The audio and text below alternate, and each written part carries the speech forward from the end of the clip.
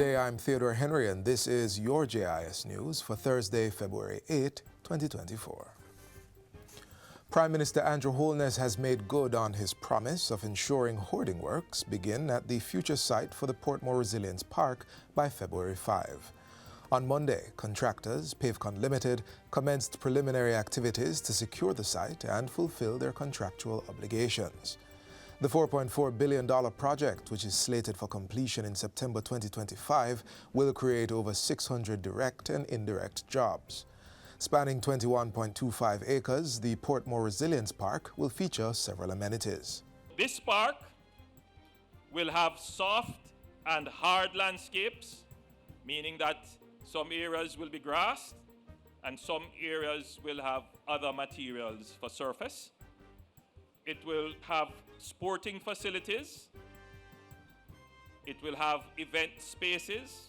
When we say event spaces, possibly an amphitheater or other such arrangements. The park will also have commercial spaces, public restrooms, green technology, security features, adequate parking, and a transportation hub. We're glad to know that there is something happening for us, that we can go and sit and have fun with family and friends. I think it's actually a great idea. It's awesome because, you have the elderly and you have a couple neighboring communities. So, normally, like me, myself, I have to go all the way to New Kingston in the park. So, I mean, she thinks it's a good idea. It's a good idea, and people can come and exercise and have more peace of mind. The Portmore Resilience Park is one of several such sites being established by the Urban Development Corporation under its Urban Spaces program. Ground has been broken for the second phase of the Cocoon Castle Road Rehabilitation Project in Hanover. The cost of the project is $120 million and work is to commence this month. It will involve repairs to the roadway from Blackgate to Miles intersection and between Walpen Square and the Cocoon Castle School. The project includes drain cleaning and earthworks in addition to the installation of new drainage facilities. Retaining walls and curbs and channels will also be constructed with potholes to be repaired.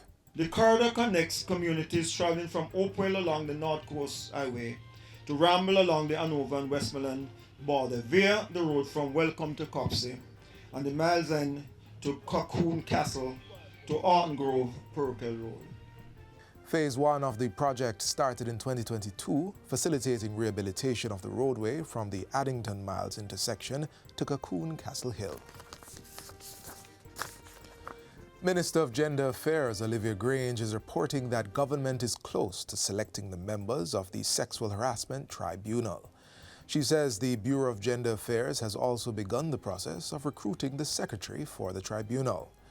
In a statement to the House of Representatives on Tuesday, Minister Grange revealed that the fit and proper report on the proposed members has been received and will be taken to Cabinet. Already, we have fully staffed the Sexual Harassment Investigation Unit, which will give support to the operation of the tribunal. The unit now has a senior sexual harassment investigative officer and 3 harassment investigative officers.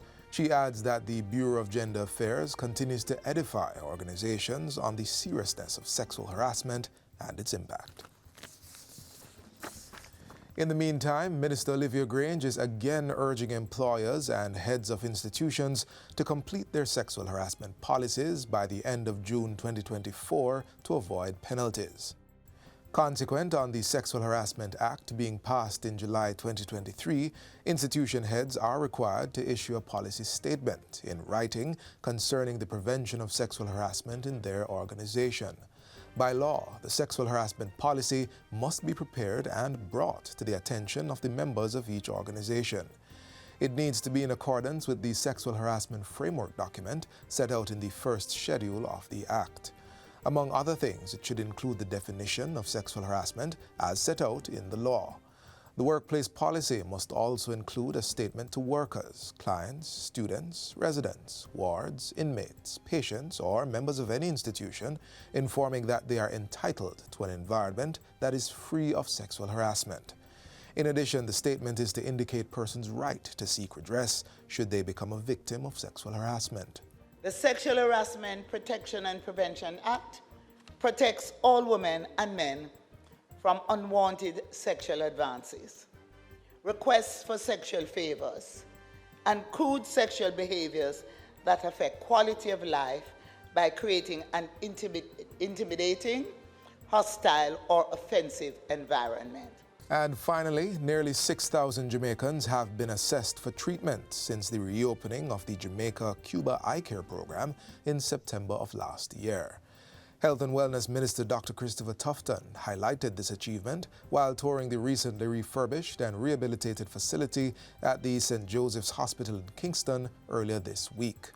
This is a success story in terms of over 5,000 people being looked at since September. Among other services, 368 cataract surgeries, 160 pterygium surgeries, and 702 laser treatments for diabetic retinopathy have been conducted. We have seen over 1,200 procedures, including laser treatment, including surgeries. We have the data here. On average, I am told, over 100 persons are seen a day for different reasons, and approximately 20 surgeries are done per day. The Cuban ambassador to Jamaica says it was important for these and other related initiatives to regain traction after the disruptions caused by COVID-19. What is important is after COVID-19, everything has been resumed very fast. And now 17 Cubans, doctors and technicians are working to help Jamaican people, and we continue cooperating all the time would be necessary to continue with the program. The facility at the St. Joseph's Hospital was repaired to carry out both pre- and post-operative care under the program. It is currently staffed by 20 members, including 3 Jamaican and 17 Cuban health professionals. Members of the eye care team also deliver treatment at the Kingston Public Hospital. And that's it for JIS News Today. I'm Theodore Henry. Thanks for watching.